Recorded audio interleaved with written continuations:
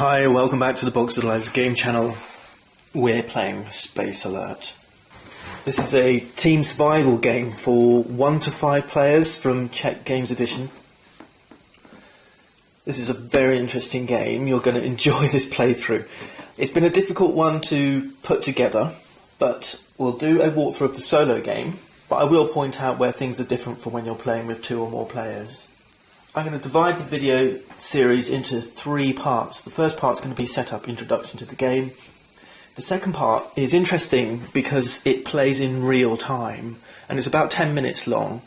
It's an interesting challenge for me because it means I'm going to have to play in real time, but during the editing process I will stop, I'll pause, I'll explain, maybe I'll offer a commentary over the top of the gameplay. So we'll see how that works out.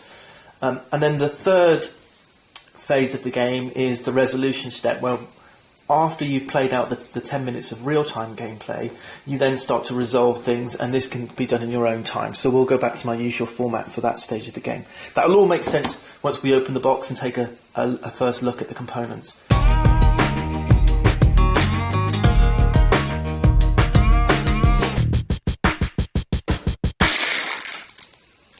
One of the first things you learn about this game, and probably if you've heard about this game, you've been aware of the fact that there is a real-time element to the game that's played out on these audio CDs. If you don't have a CD player or you don't want to play with the CD, we also have these cards that come with the game that explain exactly what is being said at different times on those audio plays. So you could, if you wish, go at your own time or have someone reading this out with a stopwatch. What I don't want to do is introduce any spoilers to the game. So we're going to play a full game, we're going to use a random setup, and we're going to use one of these random missions from the CD. But there's lots of missions on here, but the randomness means there's lots of replayability. But what would spoil the surprise is if I went through the tutorials. What I'm going to do is I'm not going to show you all the rules or teach you how to play the game per se. What I will do instead is give you a playthrough that shows you exactly how the game plays and how you would play the game once you've got all the tutorial lessons under your belt. First thing I'm going to do is give you a guided tour of your spacecraft. This game does play solo, yes, and that's what I'm going to do, and the purpose of that really is to show you how the game plays, but it's going to be a ton more fun with multiple players because there's lots of elements to the game that are about communication and communicating with each other and working as a team. And obviously playing solitaire, you're not going to get that feel from the game. But what I can do is show you how the game plays. So the premise of the game is this is your spaceship, and that throughout the 10 minutes of the next action phase, the computer is going to be telling you about all the different threats that are going to be threatening your ship. Your job is to manage your ship, to see off those threats and survive. Okay, so it's a survival game. There's going to be lots of things at your disposal in order to see off those threats. You're going to have computers, you can have robots, you can have a little spaceship, you've got cannons, you've got shields, and you've got these rockets. Okay, so you've got various weapons and computer systems that are going to help you defend against external threats and hopefully take some of those threats out, because there's a scoring system involved as well. So the more threats you take out, the less damage your ship takes, the more successful you are at coordinating your activities as a team, the higher your score is going to be. Let's start with the overview of the ship. You can see that there's 3 sectors: red, white and blue, and throughout the whole course of the game they'll be known as red, white and blue. Each one of these sections of the ship is called a station. So this is the red station, this is the white station, and this is the blue station. Okay? And then on each of one of these 3 stations there's an upper deck and a lower deck. So if you look on the left here of the ship, in the red station we have the upper deck here and the lower deck here, and they're joined by this lift which the game calls a gravo lift. Each one of the stations is joined by a doorway, so you can move between the red station and the white station through these doorways. Okay, so there's a doorway up on the upper deck and there's a doorway on the lower deck. Okay, and the direct link between the upper and lower deck is the gravo lift. Each station within The spaceship also has different weapons or different shields or different energy supplies. So we're going to look at those as well in this little guided tour. So let's start with the upper deck of the red station. Here we have these heavy cannon, and these are shields. These guys here are interceptors, so they're spaceship craft that can zoom out and attack outside of the spaceship, external threats. And in the lower red station of the red zone, we have some light cannons. So these work just like heavy cannons, but they do less damage.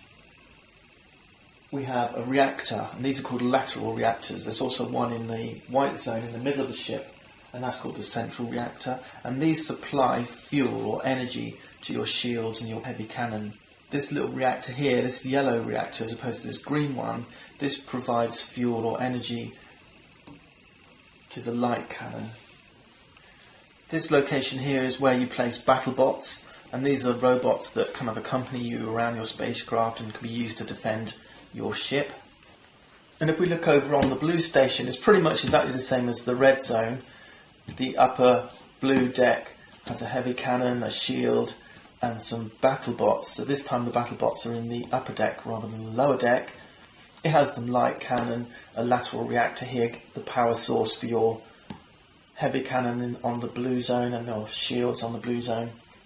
But we've also got this additional thing here called rockets. So if you're operating in the blue zone, you can fire rockets, and these will, like heat-seeking missiles, take down any enemy threats that are coming at you externally. And in the white zone, in the upper white deck, same kind of thing. We have heavy cannon, we have shields. There's only one shield, there's two images here, but they're a little bit stronger. We also have a ship's computer here, a gravilift that takes you down to the lower white deck. The central reactor is a power source not only for the white zone heavy cannon and shields, but also is a power source for the lateral reactors. And additionally, there's these pulse lasers down the bottom, and they do less damage at shorter range, but they're going to be hitting the red, white and blue zones. Okay, we're going to understand these things in a little bit more detail once we get into the game. The important thing to remember at this stage is there's 6 areas of the ship that you can go to. Every action you take during the game will be taken in one of these 6 areas. Now that you understand the ship, the next thing we're going to do is just walk you through the setup so we're ready to actually start playing the game. Even though you're playing solitaire, you still need 4 figures in the game. I'm going to use blue, yellow, green, red, and they begin the game on the bridge. And this is the location in the upper white station where all players' figures will begin the game.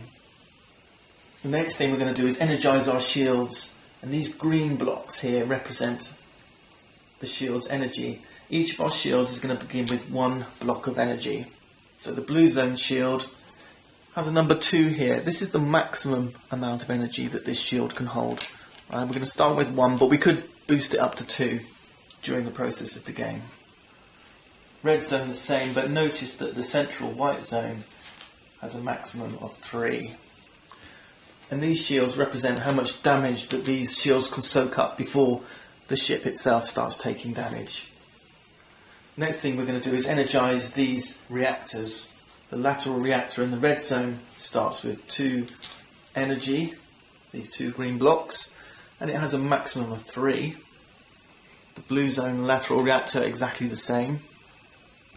And the central reactor, it has a maximum capacity of 5, and it's going to start again with 3. If we want to refuel these lateral reactors, we have to take energy from the central reactor, okay? But the central reactor itself gets its energy from these 3 fuel capsules, and there's only 3 for the whole mission. And each time you use one of these fuel capsules, will fill the reactor back up to its maximum of 5. Remember what I told you in the introduction? This central reactor is going to fuel the lateral reactors and the shields and weapons in the central white zone. And these lateral reactors are going to provide energy to the weapons, these cannon and the red and blue shields. But we've also got these lighter cannon here, and they've got their own independent energy source. And this is represented by these yellow cubes, one for the red and one for the blue.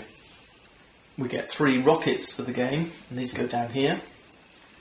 1, 2, 3. Plus our 2 battle bots. And they're going to begin lying down like this, not standing up like that. And that's to signify the fact that they're not active yet. Okay? Now we're pretty much done decking out our ship. The only thing we need now is some tokens to represent the damage to each of these 3 zones. Each of our zones, red, white and blue, can take 6 damage before they're destroyed. And if you take a 7th piece of damage and one of these zones is destroyed, then you lose the game. So these 6 pieces of damage are represented by these 6 tokens, and we're going to place them next to each zone. Red, white and blue.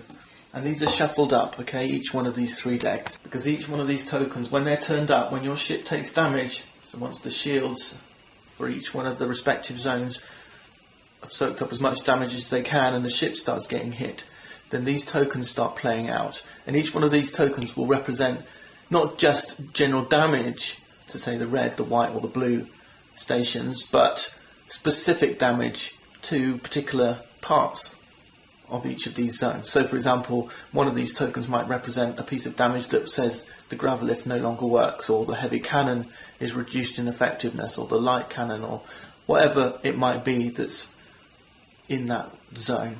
Okay, so as your ship takes damage, not only are you closer to losing the game, but also the effectiveness of the ship weakens and weakens. Alright? The next part of setup is these trajectories. Now there's 2 types of threats that are going to try and do damage to your ships. There's internal threats and external threats. So external threats are like, asteroids or spaceships flying at you from outside of your ship. Internal threats are things that are happening within your ship. Alright? So external threats are going to come at you from 3 different directions. They're going to come at you at the red zone, at the white zone, or at the blue zone. And these threat tracks, and there's a selection, there's 7 different ones, they're going to represent how far away and in which zone those threats are coming at you from. So to start the game is you give these a shuffle up and you're going to select 3 at random, 1 for each zone, okay, along which external threats will travel towards that zone. Alright, we'll see that again as we play, but we're going to see this working out. So let's draw 3 of these at random. 1, 2, 3. So to start things off, we've got a trajectory on the red zone, on the white zone and on the blue zone. External threats will begin coming at your ship and get closer and closer and closer, and each time they pass one of these points, X, Y, Z, then it's going to trigger some type of attack. Okay, so be familiar with these. Our threats are going to be coming towards us along these trajectory tracks. In the lower white station is a porthole, so you can take a little look out here and see these threats coming at you. At the beginning of the game, we're going to put these 3 grey blocks in this area of the ship, and these represent visual confirmation actions that you can take during each phase of the game. Now that we've laid out the 3 trajectories for our external threats, we need 1 more from the 4 remaining, and this is going to represent the trajectory of, or the progress of, our internal threats. Alright, so all threats move along a trajectory, and we just got to pick one at random to represent the progress of our internal threats. We need to place it this way round with Z to the right. Next we need to start sorting out some decks of cards, and these cards are going to represent the threats. These purple backed ones are external threats, the green backed ones are internal threats. So sort them into these 2 different colours. Then we've got to choose a difficulty for the game. If we look at our external threats, some have got X on the back and some have got 3 exclamation marks on the back. These are common threats, and the exclamation mark ones are serious threats. And it's exactly the same for the green internal threats. Some have exclamation marks and some will have crosses, common or serious threats. Okay, So make sure you get all these sorted. If you want to play a real simple game, just play with the common threats. We're going to use both common and serious threats, but each one of these decks also has advanced threats. If we turn these over, you can see that these ones here all have these common threats, and it's coloured white, but there will be some, if you scan through, that have yellow crosses, and these are advanced threats. Okay, what we're going to do is we're going to remove those from the game for now, and we're going to use the white ones only, and we'll do exactly the same for the serious threats as well. So we'll use the white serious threats. Anything that's a yellow serious threat, we're going to remove from the game. Alright? Once you're familiar with the game and you want a tougher challenge, put these yellow cards in as well. Okay? What you need to do now is give these a shuffle, and this is going to be our randomness. Okay, so each one of these decks will get a shuffle. All shuffled and ready to play.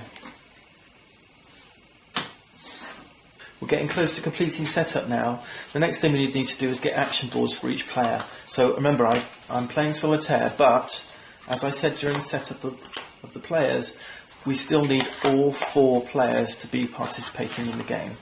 And we need to set those player boards up, something like this.